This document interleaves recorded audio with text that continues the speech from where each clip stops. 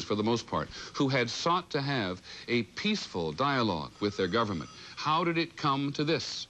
Using some of the contribution that has been made by so many ABC correspondents over the last few days, ABC's John Lawrence has put together 23 days. It was the death of an elderly hero 6 weeks ago that gave birth to the student movement. The day in Beijing started with song, as tens of thousands of students who'd marched to the central Tiananmen Square during the night prepared their protest. It was part of their own tribute to Hu Yaobang, the communist leader who died last Saturday and has become the hero of their budding movement for democracy. The government failed to give the people much more democracy, and it is not a government by people, of people, for people. 10 days later, the students were still marching, and their numbers were growing. The strength of the crowd was simply too much for the police and the military. More than 100,000 people, mostly students joined by workers and ordinary citizens, surged past the troops that had been deployed to stop them, entering Tiananmen Square, bringing their demands for democracy to the heart of the capital. As the day ended, the students, exhausted but jubilant, marched back to their campuses. They carried with them a banner saying, "History will remember us." As the world watched, attention focused on who the young people were and what they wanted. They are China's best and brightest, these students, the doctors and diplomats and teachers of tomorrow. Young communists, many of them, and for going on 3 weeks now, they have confounded the communist leadership, demanding a new and better China in peaceful and persistent mass protest. Is corruption a problem? Yes, corruption is also maybe in our leaders, some in higher ranks, maybe. The next day was the 70th anniversary of an earlier student protest in China. This time, 100,000 marched. The students' strength is in numbers. This morning, when the police tried to hold back their march, there were pushing and shoving matches. But the students chanted no hitting, and the police gave way. Onlookers cheered the students as they pushed toward Tiananmen Square. The police guards there withdrew, giving the marchers free rein to bring their demands for democracy to the political heart of the nation. 9 days later, the students tried a new tactic. This day of protest began with a toast to freedom and democracy, as the students from Beijing University gathered for a final meal before beginning a hunger strike that appears as unpredictable as it is unprecedented. We should continue our demonstration until victory. But then, Soviet President Gorbachev arrived on his long-scheduled visit to celebrate the new peace between the two countries. With the clink of Maltai glasses, Mikhail Gorbachev and Chinese leaders brought to an end 30 years of bitter rivalry. But for China's leaders, things did not go quite as planned. The welcoming ceremony was staged at the airport, not in its usual place in Beijing's Tiananmen Square. For in the square, Chinese students had a different welcome in mind, trying to use the Gorbachev visit to pressure Chinese leaders to speed up the democratic reforms. The Gorbachev visit quickly became a footnote to the growing anti-government protests. There were as many as 500,000 people here tonight as the freedom and democracy movement gained strength.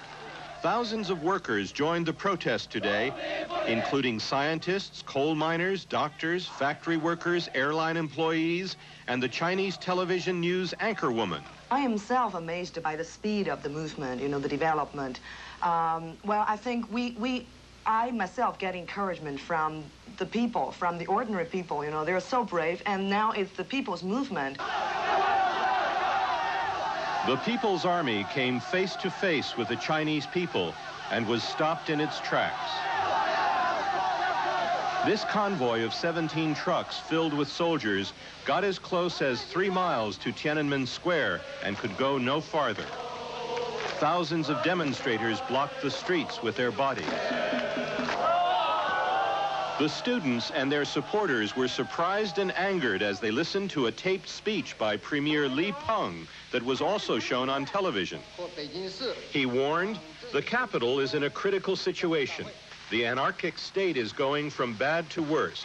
Many of the hunger strikers had agreed to call off their fast, but reversed their decision after listening to Li Peng. Officially, martial law was supposed to take effect at 10 o'clock. In reality, it had little effect on the students and their supporters occupying Tiananmen Square for the 8th day.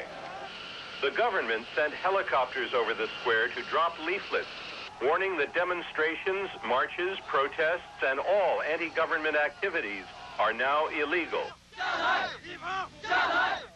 The demonstrators were defiant. They went right on demonstrating, marching, protesting, and conducting anti-government activities.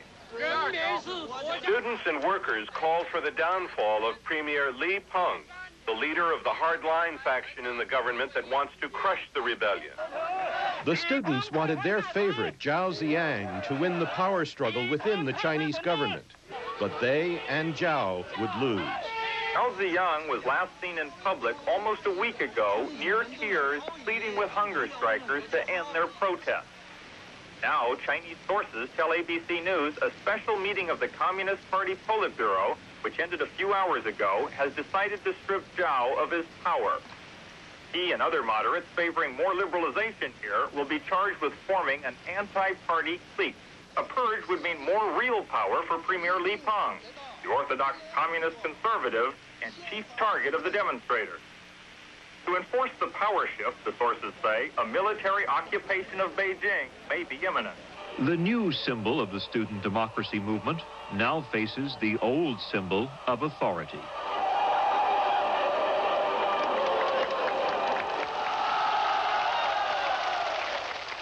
It may look like the Statue of Liberty, but students see it as a Chinese goddess holding aloft the ideals of democracy. Maybe we have a long way to go, but it's a good beginning, I think. China's senior leader Deng Xiaoping once said that China's 1 billion people were all of one mind, one thought. He may still believe that, but as he tries to bring them into line, it is clear they don't.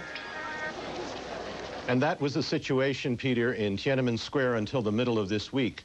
With all the warnings of military action, with all the feints and false starts, no one imagined the magnitude of the bloodbath that followed, or the death of the dream that burned so brightly for the 6 weeks of this Beijing spring. John, can I take you a bit farther on that one? Because as I was watching your report and comparing it to what happened in these 36 hours, it seems even more stunning.